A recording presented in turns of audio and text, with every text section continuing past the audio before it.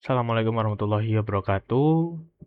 Perkenalkan saya Muhammad Zaki Ilal Kifari dengan NIM 4342311025. Kali ini saya akan melanjutkan tugas dari mata kuliah Cloud Computing Teori untuk minggu ke-10. Oke, di minggu ke-10 ini kita diminta untuk mengimplementasikan eh, distribusi pada platform e-commerce menggunakan Docker. Oke, di sini saya sudah membuat folder bernama Minggu 10. Kita akan mengikuti langkah-langkah yang disiapkan oleh Gemini. Oke, langkah kedua karena saya sudah membuat folder. Oke, buat sebuah file baru bernama Docker Compose YAML.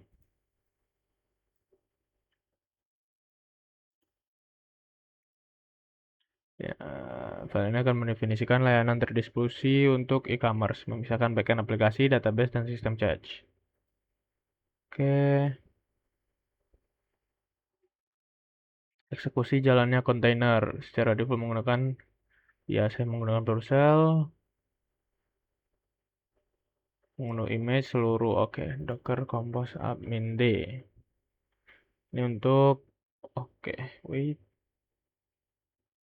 ini untuk kita menjalankan Docker.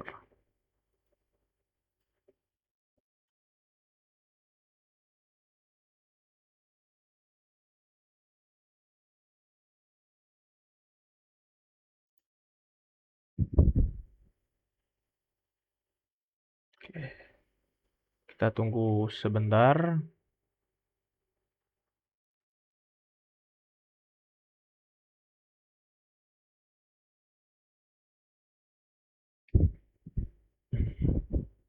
Sambil menunggu kita lihat langkah selanjutnya. Simulasi distribusi scaling worker nodes. Dalam platform e-commerce saat ada lonjakan trafik, Anda bisa mendistribusikan beban kerja dengan menjalankan lebih dari satu kontainer untuk layanan web. Nah, kita akan menjalankan ini agar menjadi 3 node. Sama bos, mapping spesifik. Oke, menghentikannya. Ingin scaling layanan web host yang sama. Oke. Oke, kita masih menunggu sisa 48 MB lagi. Verifikasi sistem.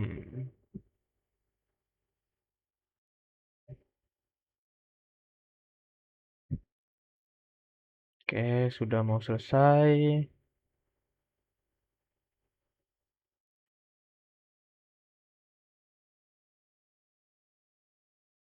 Oke, started. Error respon penerimaan. Oke,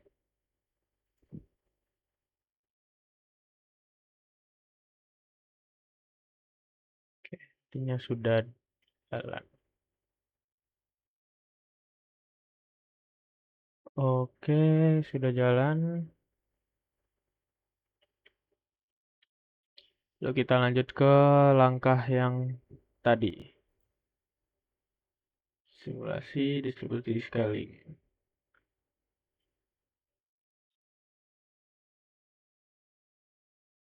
Oke, sudah.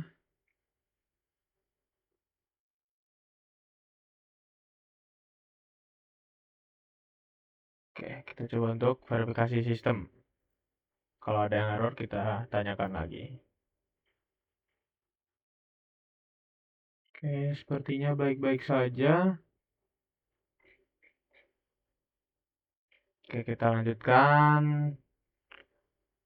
Jadi 3 node sudah. Kita membutuhkan load balancer di depannya sebagai pintu masuk utama. Oke, lanjut langkah 6. Buat konfigurasi load balancer engines. Buat file bernama engine konfigurasi.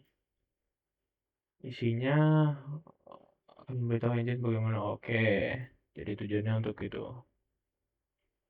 Oke, lalu perbarui Docker Compose YAML. Menghapus port mapping statis layanan web agar tidak bentrok di scale. Menambahkan layanan load balancer. Ubah isi. Oke.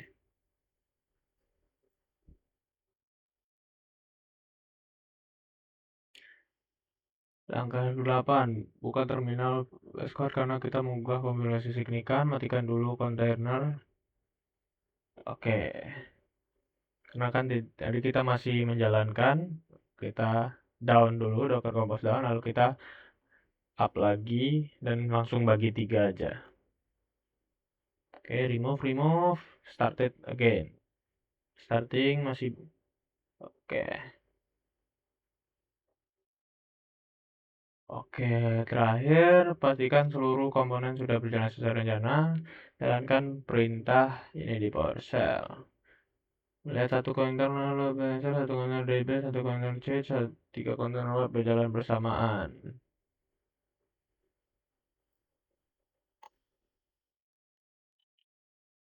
Oke, ada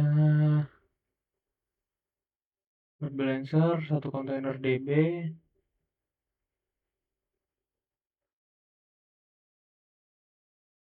Oke, minggu 4, minggu 4, minggu 10. Oke, minggu 10. Oke, sudah. Lalu kita selanjutnya coba untuk mengunjungi localhost.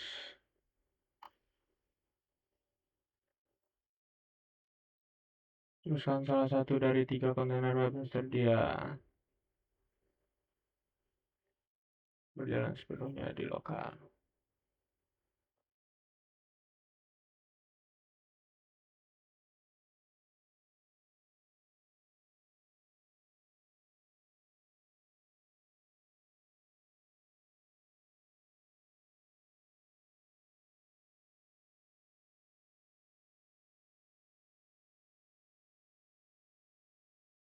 Coba matikan ini dulu.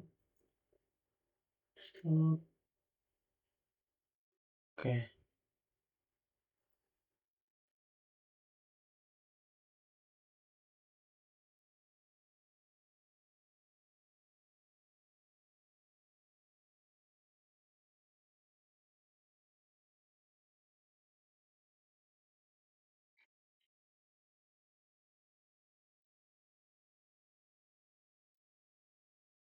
Oke, karena ini tidak keluar hasilnya, coba kita tanyakan. Kenapa loadingnya lama?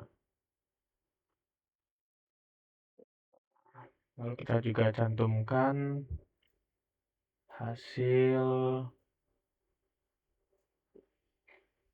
ini kita dari awal, agar dia mengerti letak kesalahan kita di mana. Oke. Biarkan Gemini berpikir. Oke, mungkin saya harus pause dulu agar tidak terlalu lama.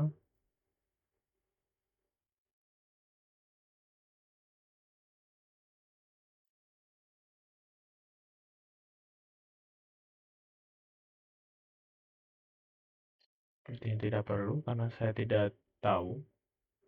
Oke, pantas saja loadingnya tidak mau terbuka. Oke, cara memperbaikinya paling mudah.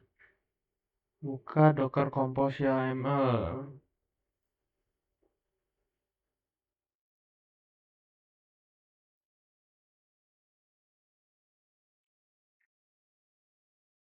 Docker Compose YAML. Oke, ini disuruh ngubah untuk menjadi seperti ini.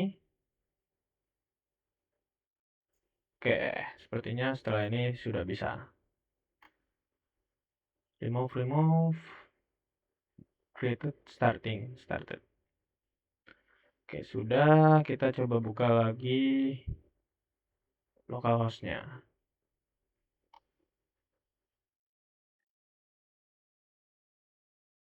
Install working folder, oke.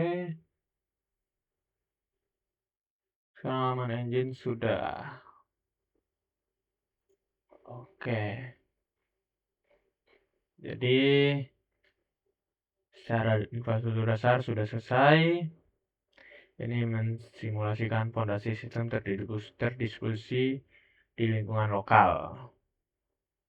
Nah, anatomi sistem terdistribusi saya Nah, jadi bayangkan arsitektur e-commerce ini sebagai sebuah restoran berskala besar. Nah, load balancer port 8080 berperan sebagai resepsionis di pintu depan atau 888 tadi. Ketika ada pengunjung, trafik resepsionis ini bertugas mendistribusikan pengunjung secara adil ke kasir-kasir tersedia agar antrean tidak menumpuk di satu tempat. Lalu web nodes, 3 kontainer web, berperan sebagai kasir yang bekerja bersamaan. Beban kerja terbagi rata. Oke, lalu selanjutnya database berperan sebagai buku besar permanen di brankas, menyimpan data wajib dijaga dengan ketat seperti akun pengguna, katalog produk, dan riwayat transaksi. Lalu ada CAS berperan sebagai catatan tempel sticky notes di meja kasir. Lalu keuntungan arsitektur untuk e-commerce, high availability, tahan banting, skalabilitasnya mudah, lalu keamanan isolasi jaringan.